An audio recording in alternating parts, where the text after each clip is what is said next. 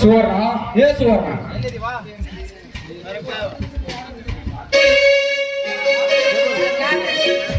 ಸಣ್ಣ ಮಕ್ಕಳ ತರ ಒಂದೇ ಸವಣಿ ಹೋಗ್ತಾ ಇದ್ದಲ್ಲ, ಏನಾಯ್ತು ರೀ?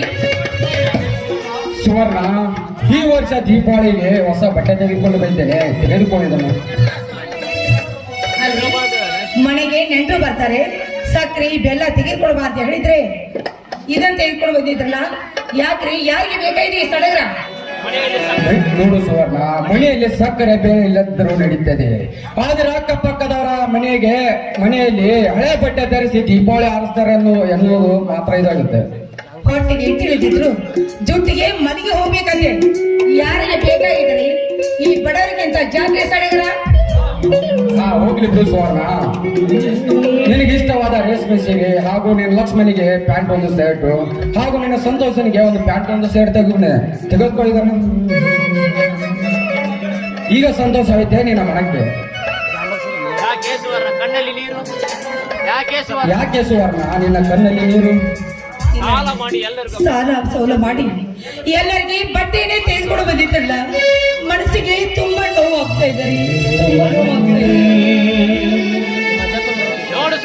ನೋಡು ಸುವರ್ಣ,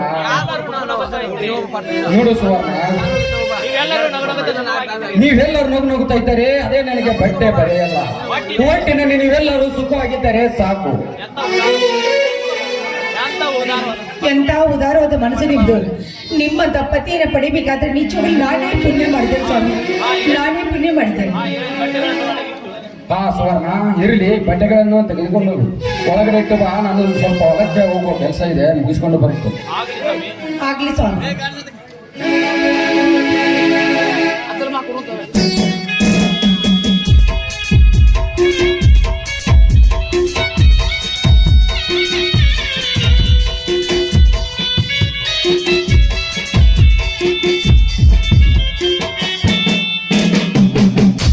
ಸುವರ್ಣ, ಮನೆಯಲ್ಲಿ ಲಕ್ಷ್ಮಣ ಇಲ್ಲವೇ?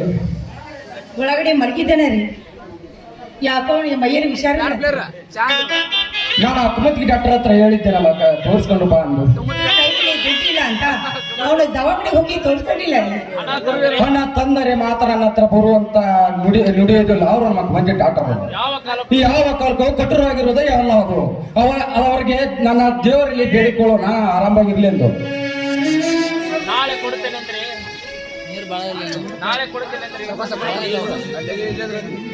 ಆಯ್ತು ರೀ, ನೀವು ಹೋಗಿ ಬೇಗ ಬಂದ್ಬಿಡಿ.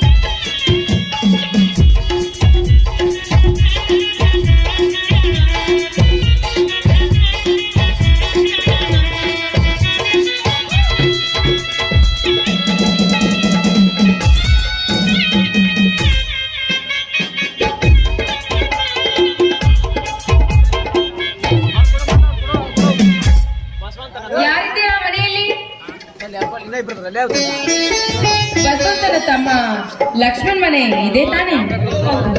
ತಾವು ಯಾರು? ನಾನು ಹತ್ತೂರು ಅರ್ಥನ ತಂಗಿ. ಅಂದ್ರೆ ನೀವು ಈ ಊರ ಶ್ರೀಮಂತ ತಂಗಿ ರಣದೇವನ ತಂಗಿ ಸುಕನ್ಯಾ ಅಂತ ನನ್ನ ಹೆಸರು. ಹೌದಾ? ಹಾಗಾದ್ರೆ ನನ್ನ ತಮ್ಮ ನೋಡಿ, ನಾನು ಮಾತ್ರ ಲಕ್ಷ್ಮಣನ ಅತ್ತಿಗೆ ಸುವರ್ಣ ಅಂತ. ಹಾಗಾದ್ರೆ ನನ್ನ ವೈದ್ಯನೇ ನಿಮ್ಮ ಜೊತೆ ಜಗಳ ಮಾಡಿ ಮತ್ತೇನಾದ್ರೂ ಬಂದಿಲ್ವಲ್ಲ? ಚೇಚೆ, ಈ ರೀತಿ ಮಾತನಾಡ್ಬೇಡಿ ನೀವು. ನಿಮ್ಮ ಮೈದುನ ನಿಮ್ಮ ಮನೆತನಕ್ಕೆ ಯಾವುದೇ ರೀತಿ ಕೆಟ್ಟ ಹೆಸರು ತರುವಂತ ಕೆಲಸ ಮಾಡಿಲ್ಲ ಅಕ್ಕ ನಿನ್ ಮೈದುನ. ಏನು ಮಾಡಿ ನಿನ್ನ ಬಾಯಿಂದ ಅಕ್ಕ ಅನ್ನೋ ಶಬ್ದ ಬರ್ತಾ ಇದೆಯಲ್ಲ ಯಾಕೆ ಅಂತ ಗೊತ್ತಾಗ್ತಾ ಇಲ್ಲ. ಅದು ಅಂತ ನಿನ್ನ ಕಾಲು ಹೀಗ್ ಮಾಡೋದ್ರಲ್ಲಿ ಗೊತ್ತಾಯ್ತು. ನೀನು ನನ್ನ ಮೈದನನ್ನು ಹೌದು, ಮನಸಾರೆ ಮೆಚ್ಚಿ ಅವರನ್ನೇ ಕೈ ಹಿಡಿದು ಮದ್ವೆ ಮಾಡ್ಕೊಳ್ಬೇಕು ಅಂತ ಇದ್ದೇನೆ. ಹೌದಾ? ನೋಡು, ನೀನು ನಮ್ಮ ಮನೆಗೆ ಬಂದಾಗ್ಲೇ ಗೊತ್ತಾಯ್ತು ನಿನ್ನ ಮನಸ್ಸನ್ನು ಈಗಾಗ್ಲೇ ನನ್ನ ಮೈದನಿಗೆ ನೀನು ಕೊಟ್ಟಿದ್ದೀಯ ಅಂತ. ಹಾ, ಸ್ವಲ್ಪ ನಿಮ್ಮ ಮೈದನ ಲಕ್ಷ್ಮಣನ ಕರಿತೀರಾ? ಆಯ್ತಮ್ಮ, ಮನೆಯಲ್ಲಿ ನೀನೇ ಬಂದಿದ್ದೀಯ ಅಂದ್ಮೇಲೆ ಕರ್ಲಿಕ್ಕೆ ಆಗದೆ ಇರುತ್ತಾ? ಲಕ್ಷ್ಮಣ, ಏ ಮೈದನ ಲಕ್ಷ್ಮಣ, ಯಾರು ಬಂದಿದ್ದಾರೆ ನೋಡ್ಬಾರು.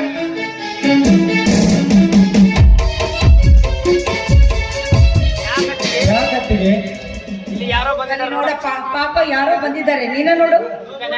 ಸುಕನ್ಯಾ, ನೀನೇಕೆ ಇಲ್ಲಿಗೆ ಬರಲು ಹೋದೆ?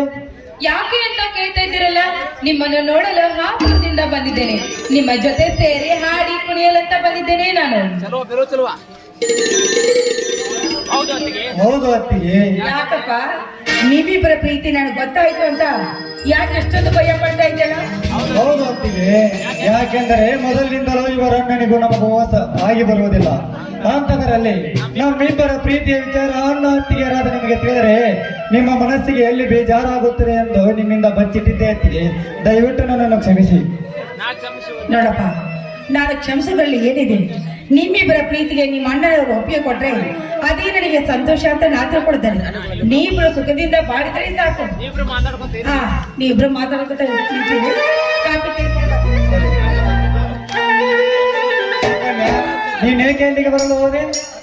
ಯಾಕೆ ಅಂತ ಕೇಳ್ತಿದ್ದೀರಲ್ಲ, ಹಿಂಡು ಕುರಿ ಹಾಲು ಕುಡಿದ ಹುಂಡ ಹುಲಿ ಅಂತಿರುವ ನೀವು ನಿಮ್ಮನ್ನು ಎದುರು ಹಾಕಲು ನನ್ನಿಂದ ಸಾಧ್ಯವೇ?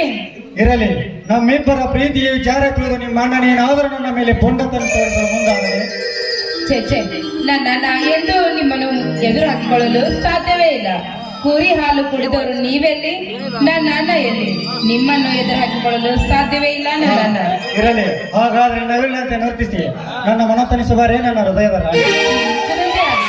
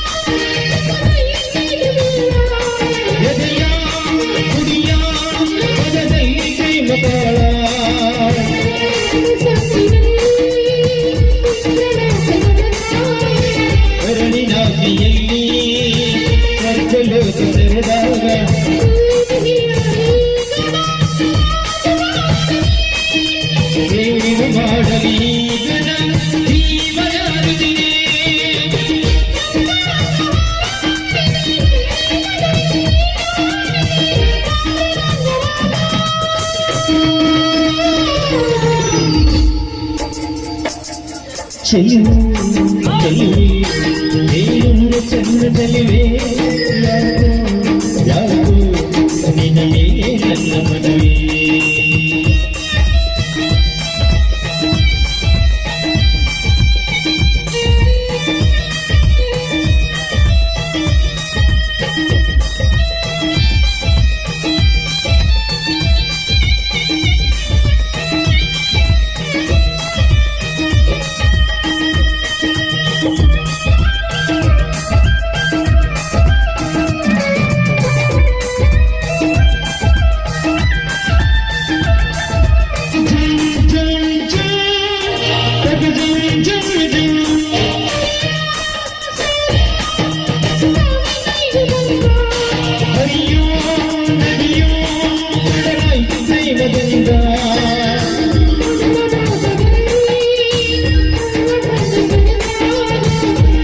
ಸ್ಪರ್ಶದಲ್ಲಿ ಪೂರ್ವ ಜನ್ಮ ಸೆಳೆದಾಗ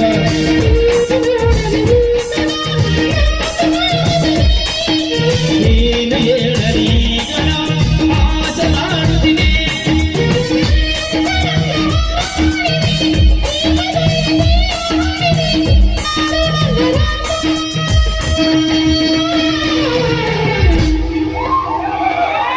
ಚೆಲುವೆ ಚೆಲುವೆ ನೀನು ಚಂದ ಚೆಲುವೆ ಯಾಕೋ ಯಾಕೋ ನೀ ಕಂಡ್ರೆ ನನ್ನ ಮನವೇ ನಂದನಂಗ ಹಾರಾಡಿದೆ ಪ್ರೇಮದಲ್ಲಿ ಮೇಲಾಡಿದೆ ನಾಳೆ ನನ್ನ ಸೀರೆ ಲಾ ಲಾ ಲಾ ಲಾ